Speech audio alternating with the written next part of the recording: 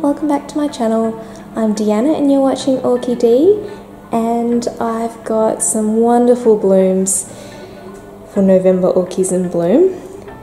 These are the orchids that are at my front entrance today, and it is a very overcast day here in Brisbane. But we've got a few new blooms and a few old blooms, and some that have been going strong for a month or two now.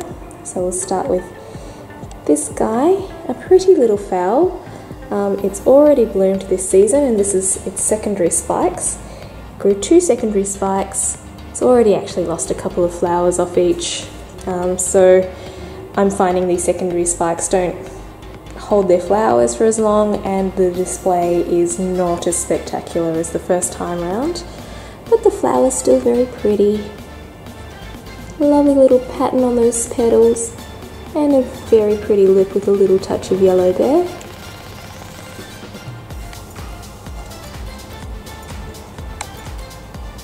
So you'll also have to excuse me because parts of this video are recorded on my new camera, which I'm still getting the hang of.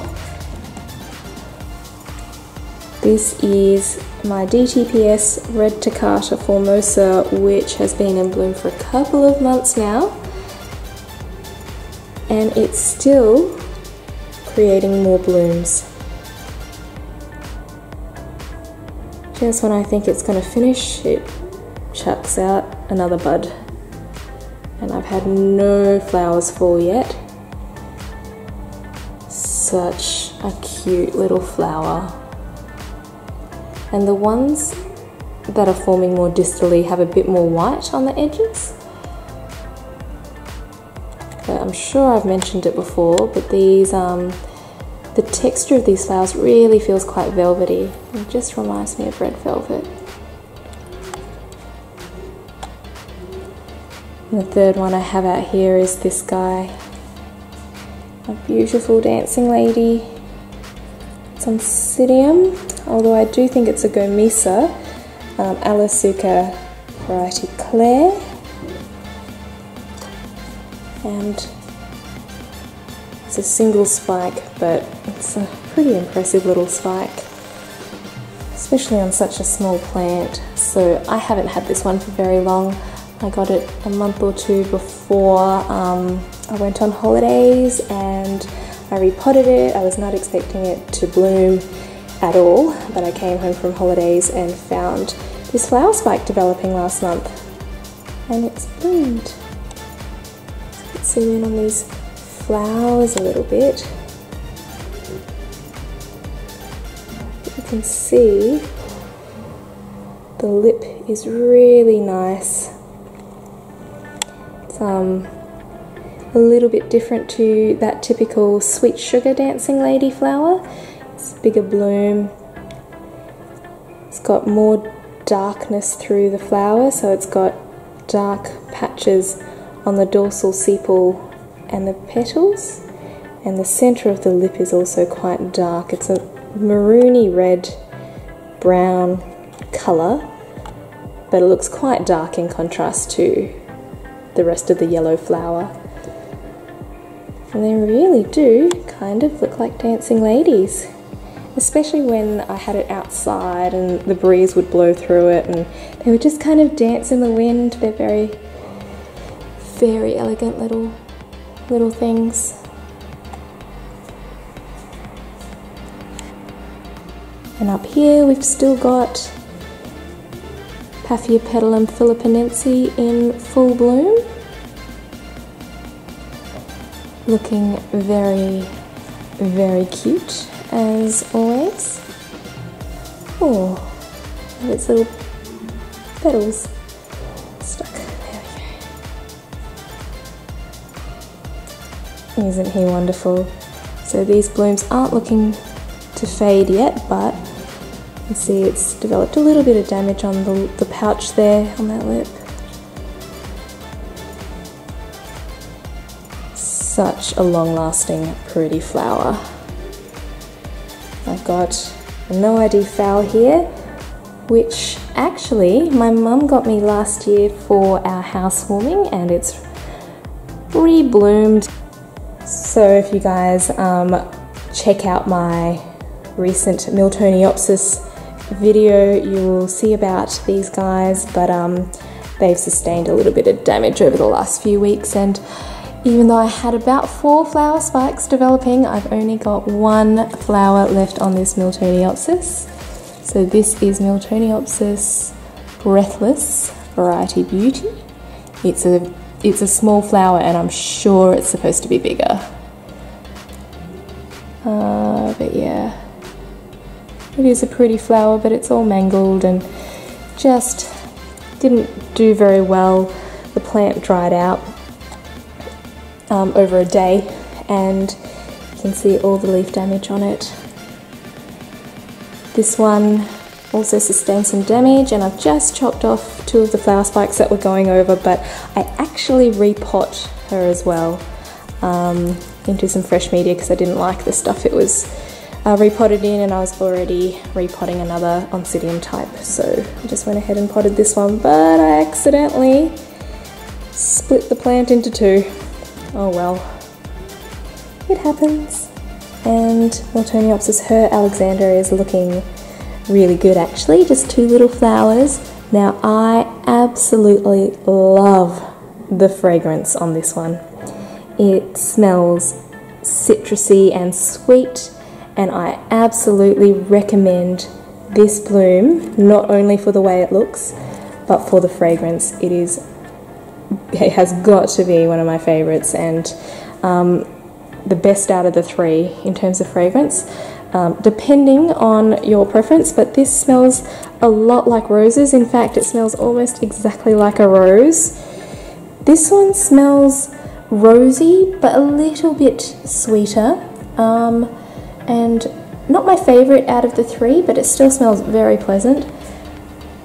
But Herr Alexandre smells absolutely wonderful. Who knew 2 flowers could have such a strong and wonderful fragrance? I cannot wait for next year.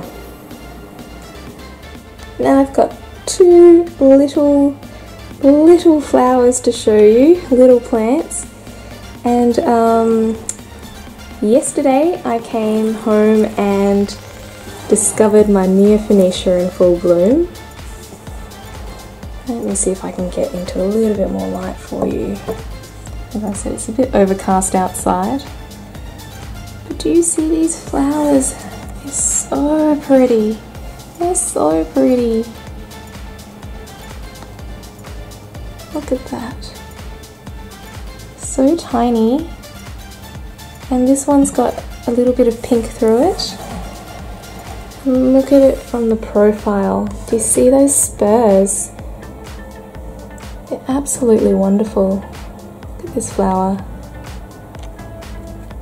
So the spur itself is a couple of inches long, but the flower is probably still under an inch in vertical length, and the shape of it's actually more its petals and its lateral sepals sort of reflex backwards, creating this sort of shape like it's being blown backwards.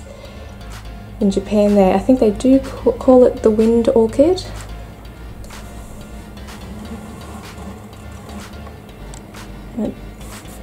It's just really lovely. So I had a smell of this little one last night, and gosh, I've been trying to describe it. So it smells like something very familiar, but I still can't describe it. It's very powdery and very sweet. So yeah, sweet is definitely how I would describe it. It hasn't got any citrusy tones or anything like that, but it's a sweet powdery smell. Almost smells a bit musky. But yeah, just came home and they were all bloomed. And I'll show you a picture of it in the corner 3 days ago. So it developed and opened up very quickly. But yeah, this is Neofinetia falcata.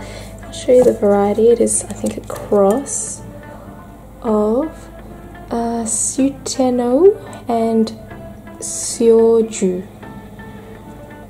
Oh, someone Japanese, please tell me that I didn't totally butcher that name. And next we've got Paphiopedilum bellatulum. I got this one in sheath, so it's a new orchid as well. And these guys are sort of described as an egg in a nest. I think it kind of looks like a little baby wrapped up in a blanket in a little cradle. One of my other friends on Instagram described it as a Dalmatian's doodle, so whatever you want to call it, it is a prettier flower than that, I think. You see the dots are so tiny in the middle, it's got a little hint of yellow there. That dorsal sepal sort of hoods over, and I assume in nature that is to protect the pouch from filling up with water when it rains. The plant itself has beautiful, beautiful foliage. Look at the mottling on that. It's got a little bit of dieback on the leaves there, and that was pre-existing, but I do think it's probably because of this media. It dries out quite quickly, and it's actually quite difficult to tell when it's moist and dry, so I'm going to repot this when it finishes flowering. But yeah, I really like it. I think it's a lovely flower. It's not a small flower either. It's at least 2.5 inches across in diameter, and I love the spots. I think they're very cute. So yeah, that's Paphiopedilum bellatulum.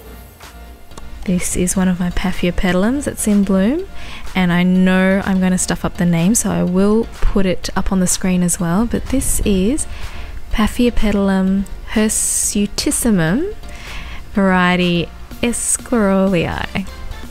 That is really probably not how you say it, but it'll have to do for now. And it is just beautiful. So I've got 2 flowers on here. You can see it's almost got like a little face in the middle above the pouch. And I love the squiggly petals there, and just that shade of pink. It's just beautiful, very subtle dotting. And of course my favourite parts, little fuzzy hairy bits.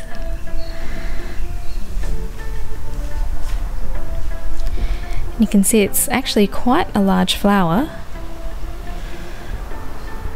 My entire hand span. Really nice. And next we've got this little Cattleya with a single flower on it. It's bloomed a couple of times for me before, and the flowers on this actually last for over a month. It's quite long lasting for a Cattleya. But what I love about this flower is its fragrance. It is a really, really wonderful fragrance.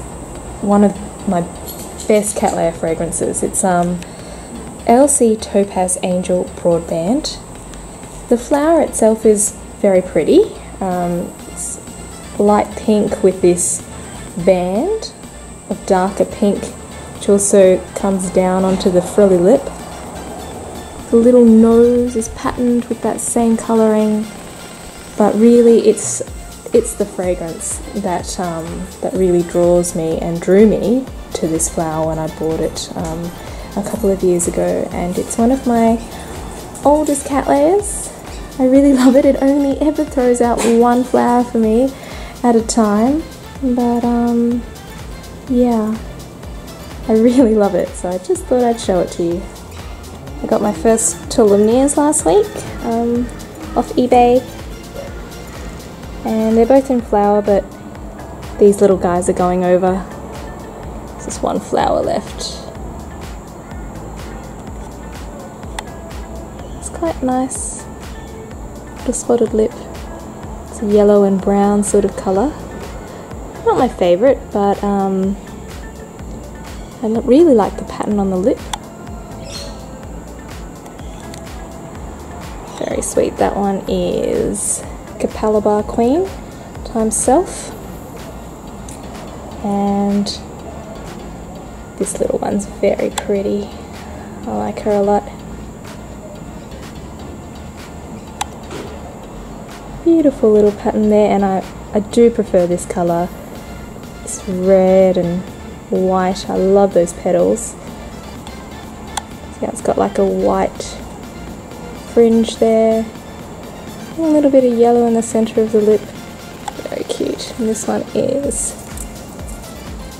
Tolumnia Oka times Stoplight Guy. Couple of sneak peeks here. We've got Gongora Galliata, and these buds are growing very quickly.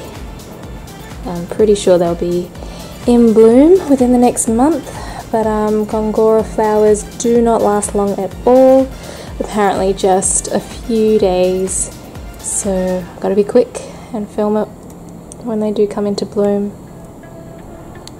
The other one we've got to look forward to in December is this one. This is Irides Feliciana, and she's beginning to open up there, and she's already very fragrant from just those two flowers that are beginning to open up. It smells very citrusy. Really love the fragrance, so I expect it to be a really nice fragrance when it opens up completely. So this is Catasetum cernuum, and it has probably got to be one of the most bizarre flowers that I have ever seen. It looks like a vampire or a bat, maybe. Whatever it is, it's pretty creepy. Sort of sad we missed Halloween with it, but you can see it's kind of got like these fangs in the background, and the patterning is actually really nice. I think it's got like a bit of a green hue to the background, and the spots are really interesting. Overall, I can't say that, you know, in my eyes that it's a really beautiful flower, but it's very unique. You kind of have to look from underneath to see the flowers because it's a pendant flower spike. This one's got 8 blooms on it, and it blooms from an immature. Now last, but definitely not least, is this Laelia purpurata, and I'll put the variety down the bottom here. But isn't she lovely? So she's already featured in a previous video this month, but I think the lip has opened up significantly more, and she's just looking so pretty. She is by far my most favourite bloom this month. 5 flowers.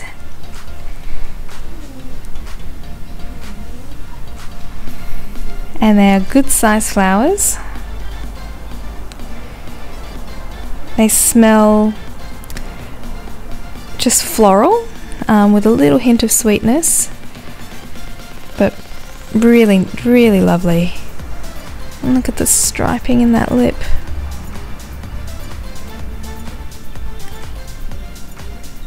Really, I'm in love with this bloom. It's just so simple, but so lovely. So that's Laelia purpurata. And guys, that's it for my orchids in bloom for November. Give this video a thumbs up if you liked it, give it a thumbs down if you didn't, and subscribe to my channel if you do want to see more orchid videos. And I hope you guys have a lovely week and you've had a lovely November, and I will see you next time. Happy growing until then. Bye.